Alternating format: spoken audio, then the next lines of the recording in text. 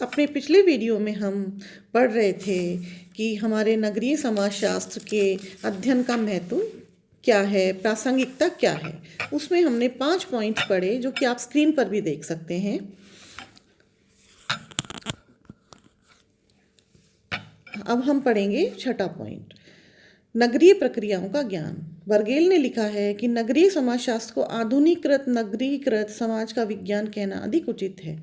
इस कथन के द्वारा बर्गेल ने यह स्पष्ट किया कि आधुनिक नगरों में ऐसी प्रक्रियाएं पाई जाती हैं जिनका अध्ययन नगरीय समाजशास्त्र की सहायता से ही किया जा सकता है। उदाहरण के लिए औद्योगिकीकरण, नगरीकरण, पश्चिमीकरण, आधुनिकीकरण, धर्मनिरपेक्षीकरण तथा तार्किकतावाद इसी तरह की प्रक्रियाएं हैं। नगरीय समाजशास्त्र में हमें इन प्रक्रियाओं से परिचित कराकर यह स्पष्ट करता है कि नगरों में व्यक्ति के पारस्परिक संबंधों की प्रकृति तथा लोगों की मानसिकता एक भिन्न प्रकार की क्यों होती है। जैसे जैसे एक नगर का आकार बढ़ जाता है, इन प्रक्रियाओं के प्रभाव में भी वृद्धि होती दिखाई देती है। इसी आधार पर छोटे और बड़े नगरों के विभेद को भी समझा जा सकता है। 7वां पॉइंट है हमारा, आधुनिकीकरण में सहायक। वर्तमान नगरों की सबसे प्रमुख विशेषता परंपरागत जीवन को छोड़कर आधुनिकता की दिशा में आगे बढ़ना है। जिस प्रक्रिया को हम नगरीकरण कहते हैं उसका संबंध भी आधुनिकीकरण से संबंधित व्यवहार के तरीकों को अपनाना है। नगरीय समाजशास्त्र के ज्ञान से ही यह स्पष्ट होता है कि आधुनिकीकरण का तात्पर्य वेशभूषा, खान पान या रहन सहन के तरीकों में परिवर्तित होना ही नहीं है। वास्तव में आधुनिकीकरण एक ऐसी प्रक्रिया है जिसके अंतर्गत लोगों के नए विचार और व्यवहार के तरीकों को लोग स्वीकार करने लगते हैं। उदाहरण के लिए शिक्षा के प्रति जागरूकता बढ़ाना, तर्क और विवेक के आधार पर काम करना, पारलौकिक विश्वासों की जगह वर्तमान जीवन को अधिक महत्व देना, नई प्रौद्योगिकी को उपयोग में लाना, सामाजिक न्याय एवं समताकारी व्यवस्था में विश्वास करना, विभिन्न तरीकों से अपना कार्यकुशलता बढ़ाने का प्रयत्न करना आदि आधुनिकीकरण की विभिन्न कसौटियाँ हैं।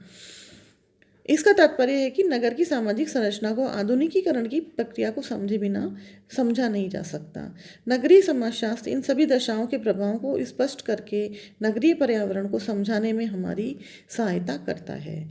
हमारा 8वां पॉइंट है व्यावसायिक महत्व। व्यावसायिक जीवन में भी नगरीय समाजशास्त्र का अध्ययन का आज विशेष महत्व है। नगरीय विकास से संबंधित विभिन्न संगठनों, विकास कार्यक्रमों का मूल्यांकन करने वाले विभागों, समाज कल्याण विभाग, नगर नियोजन विभाग, उत्तर रक्षा संस्थाओं, प्रोबेशन तथा पैरोल सेवाओं, परिवार नियोजन विभाग, जनसंपर्क विभाग, श्रम कल्याण, नगरीय सर्वेक्षण से संबंधित विभिन्न विभागों तथा योजना आयोग की सेवाओं में उन व्यक्तियों को प्राथमिकता दी जाती है जो नगरीय समाजशास्त्र में प्रशिक्षित होते हैं। स्नातक और स्नातकोत्तर स्तर पर भी नगरीय समाजशास्त्र के अध्ययन और अध्यापन का महत्व बढ़ रहा है, क्योंकि शिक्षण संस्थाओं में भी ग्रामीण समाजशास्त्र का व्यावसायिक महत्व बढ़ता जा रहा है। ग्रामीण विकास के कार्यक्रमों का मूल्यांकन करने के लिए इस विज्ञान में प्रशिक्षित लोगों की सेवाओं को विशेष महत्व दिया जाता है। इसका तात्पर्य है कि ग्रामीण समाजशास्त्र आज एक व्यावहारिक विषय है। वर्तमान जीवन में ग्रामीण समाजशास्त्र के महत्व को देखते हुए इसके अध्ययन क्षेत्र का भी विस्तार हुआ है। इसी आधार पर हाउस तथा एंडरसन ने लिखा है कि वर्तमान दशाओं में यह आशा की जा सकती है कि नगरीय जीवन और समस्याओं के अध्ययन के लिए नगरीय समाजशास्त्र जल्दी ही एक विशिष्ट विज्ञान का रूप ले लेगा तथा ग्रामीण समाजशास्त्र की तरह नगरीय समाजशास्त्र से संबंधित अध्ययन क्षेत्र का भी विस्तार होता चला जाएगा। तो ये थे आपके पॉइंट्स जिसमें कि आपने ये समझा कि नगरीय समाजशास्त्र की प्रासंगिकता अथवा महत्व क्या है। आज की क्लास में इतना ही। नमस्कार।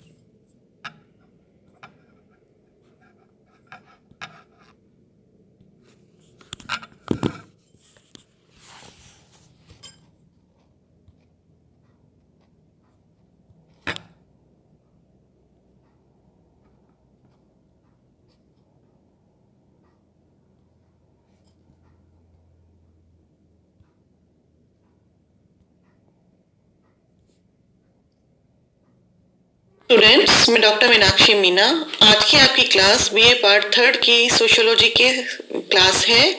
बीए पार्ट 3 के स्टूडेंट्स के लिए क्लास आयोजित की जा रही है।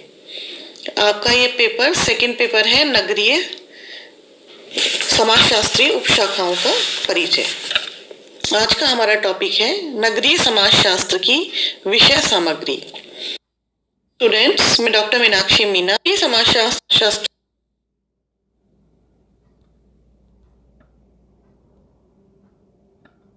स्टूडेंट्स, मैं डॉक्टर मीनाक्षी मीना। हाउस ने लिखा है कि नगरीय पर्यावरण से अनभिज्ञ व्यक्ति द्वारा नगरीय समस्याओं के समाधान का प्रयत्न करना उसी तरह का कार्य करना है जिस तरह दिशा के ज्ञान के बिना नाविक अथाह समुद्र में भटकते रहे।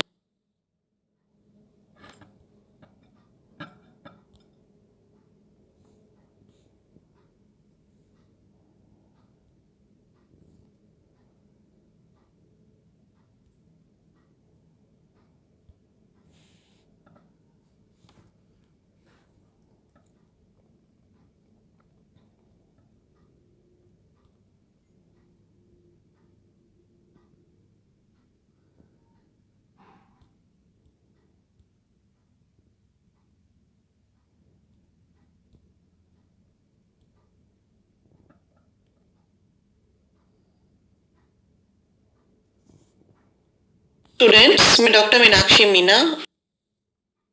हेलो स्टूडेंट्स, मैं डॉक्टर